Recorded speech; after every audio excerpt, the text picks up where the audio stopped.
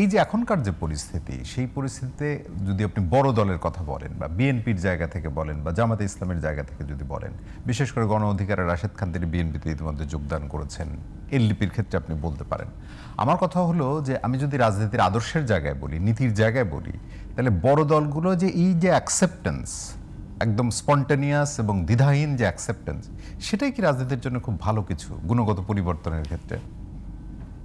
শুনুন, বড় দলের কথা আমি বললাম যে ক্ষমতায় যাওয়াটা এখন মুখ্য উদ্দেশ্য।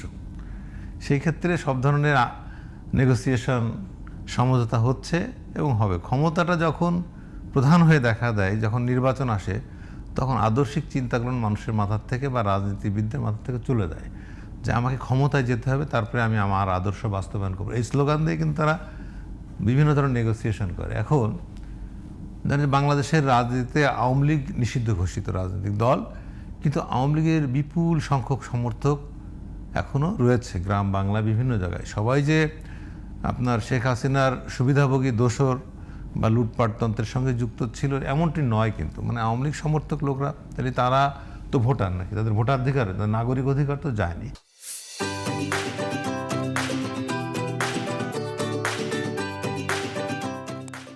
এই বিপুল সংখ্যক ভোটারদের একটা সমর্থন তো কোনো না কোনো রাজনৈতিক দল এখন চাবে। ভোটের মাঠে যখন চলে যাবে, যখন আপনার প্রচারণা, তখন দেখবেন যে আঞ্চলিকভাবে 300 আসনে 300 জন প্রার্থী কোনো না কোনোভাবে আওয়ামী লীগের ভোটারদেরকে টানতে চেষ্টা করবে।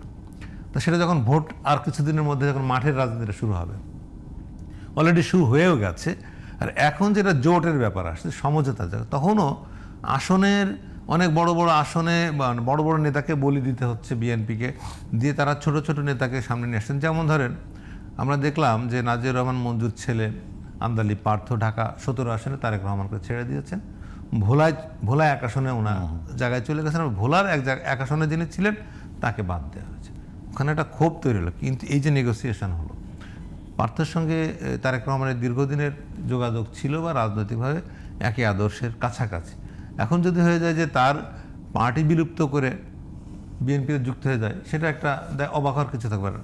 রাশেদ খানও পার্টি ছেড়ে এরকম চলে যাচ্ছে। আমরা যদি দেখি এলডিপির আপনার মনে আছে অলি আহমেদ তো একসময় বিএনপির নেতা ছিলেন বড় দাগের, উনি বেরিয়ে যে আপনার জামাতের প্রশ্নে, কিন্তু জামাতের প্রশ্নে জামাতের সমর্থন করে বিএনপি, এই দোষ দিয়ে উনি জামাতের কারণেই উনি 10টি আসন চেয়েছিলেন, দেয়নি এলডিপি। পরে এটা পরের কথা, কিন্তু তার আগে শুরু হলো জামাত মুক্তিযুদ্ধ বিরোধী দল, ফলে জামাতের সঙ্গে বিএনপি একসঙ্গে পথ চলতে পারবে না।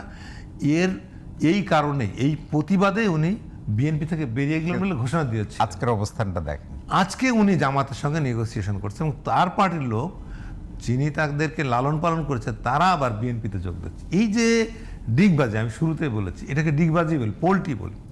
এটি একেবারে আদর্শহীন একটি অবস্থা এবং এখানে কোনো নীতির বালাই নাই, না বিএনপির মধ্যে, না জামাতের মধ্যে, না এনসিপির মধ্যে, মানে এখনকার যারা বিদ্যমান রাজনৈতিক দল। তো এই যে নীতিহীন একটা অবস্থা, সেইটার জায়গায় আমাদেরকে কষ্ট দেয়, দুঃখ দেয় যে না, তার সঙ্গে কে এলডিপি। মিন্টু ভাই, একটা প্রশ্ন কিন্তু আসে, মানে এই যে নীতিহীন রাজনীতির কথা আপনি বলছিলেন, বা যে কোনোভাবে ক্ষমতায় যাওয়ার যে রাজনীতি, সেটির বিরুদ্ধেই তো আসলে ছাত্র জনতার নেতৃত্বে মানুষ সংগঠিত হয়েছিল। মানে এখন ওই দায়টা কি আসলে মুনির আশারমিনদেরই আপনি দেবেন? না, ওনাদেরকে পুরো দায় দেওয়া ঠিক হবে না। মানে এই যে ব্যর্থ হওয়া, সম্পূর্ণ দায় ওনাদেরকে দেওয়া হবে না। কেন? ওনারা তো ধরেন যে চেষ্টাটা করেছেন, ওনাদের নেতৃত্বের জায়গায় ওনাদের বুদ্ধিভিত্তিক চর্চাটা অনেক ভালো, ওনাদের পড়াশোনার গভীরতা এই জেনারেশনের অনেক বেশ ভালো, কিন্তু মাঠের যে রাজনীতির যে খল চরিত্রগুলো ওনারা এগুলো কিন্তু ধারণ করতে পারে না। ফলে বাংলাদেশের মতন তৃতীয় বিশ্বের দেশের যে প্র্যাকটিস, সেই প্র্যাকটিসটা এখন কোন আদর্শের জায়গা থেকে, ধরেন বাংলাদেশের প্রধান দল হচ্ছে যে এখন এই সময় বিএনপি, তাদের একটা আদর্শ আছে জাতীয়তাবাদ, বাংলাদেশের জাতীয়তাবাদ। আওয়ামী লীগের একটা আদর্শ ছিল বাঙালি জাতীয়তাবাদ বা ডান ঘরনায়, দুটো দলই। আর জামাত ইসলামী আদর্শের নিয়ে জামাত ইসলামরা, কিন্তু সেই ক্ষেত্রে এনসিপি কিন্তু এরকম কোনো তাত্ত্বিক জায়গা, মার্ক্সীয় আদর্শ কিনা, বাম বলতে বামদেরকে সংগঠিত করার চেষ্টা করে তাদের দলে, কিন্তু যাদেরকে সংগঠিত তারা তো এদের চেয়ে আরও বেশি ম্যাচিউরড পলিটিশিয়ান, ফলে তাদেরকে নিয়ে এনসিপি এগিয়ে যাওয়াটা কঠিন। আবার ছাত্র শিবির যারা করেছে, ছাত্র শিবিরের রাজনীতিটা কীরকম, ক্লাস 6 থেকে একটা ছেলেকে তারা প্রথমে সাংগঠনিক কাজে, স্কুলে একটা ছেলে যাচ্ছে, তাকে প্রথমে তারা ইয়ে করে ক্রপ করে, যে চেষ্টা করে দলে আনার, সে যখন ক্লাস 10-এ ওঠে তখন তার মাথায়, মগজে, মেধায় সব কিছুই হচ্ছে ইসলামীতান্ত্রিক রাজনীতির একটা বৈশিষ্ট্য ধারণ করে। তারা ইসলাম দল, ইসলাম ভিত্তিক জামাত ইসলামের বাইরে, শিবির বাইরে কোনো রাজনৈতিক দলকে তারা মানে মনে প্রাণে মানতেই পারে না, এবং অন্য কোনো ধর্ম বা অন্য কোনো বর্ণ, গোত্র নিয়ে রাজনীতি করতে হবে এটাও তারা ধারণ করতে পারে না। ফলে তাদেরকে একটা জায়গায় প্রোভাইড করে দেওয়া, যে তুমি এই দলে ঢুকে যাও, পরে আবার আমাদের সময় মতন ফিরে এসো। তো এনসিপির মধ্যে যারা ছাত্র শিবিরের ছেলে পেলে আছে, তারা জামাতের ইসলামের রাজনীতির বাইরে যাবে না। ফলে তারাই তো আবার টেনে নিয়ে আসে আজকে এনসিপিকে জামাতের সঙ্গে যুক্ত করে দেবে, তাদের চেষ্টারই তো অংশ।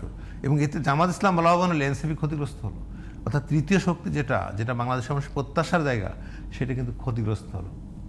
এই যে বড় বড় রাজনৈতিক দলের চালটা বোঝা একটা জরুরি ছিল এদের, সেটা কিন্তু আমার মনে হয় যে মোটা দাগে বুঝতে পারে না। আর যেটা বললাম যে বাম, জাতীয়তাবাদ, এই মার্ক্সীয় তত্ত্ব, এর কোনো কিছু না। এরা একটা ভালো তত্ত্ব নিয়েছিল, বাংলাদেশ আমাদের বাংলাদেশি রাজনীতিটা করো, না পাকিস্তান, না ভারত, না চীন, না আমেরিকা। সেটা তো, কিন্তু সেটাকে এস্টাবলিশ করার জন্য বিএনপিও বলছে সবার আগে বাংলাদেশ, সেটা বলছে এখন কিন্তু মানে এই জায়গাটা বিএনপি তো বাংলাদেশি জাতীয়তাবাদেরই ধারক বাহু, কিন্তু শুধু বাংলাদেশ কেন্দ্রিক যে স্লোগান, সেটা বিএনপির বিপরীতে যে এনসিপি সেই জায়গাটায় এগোতে পারে না।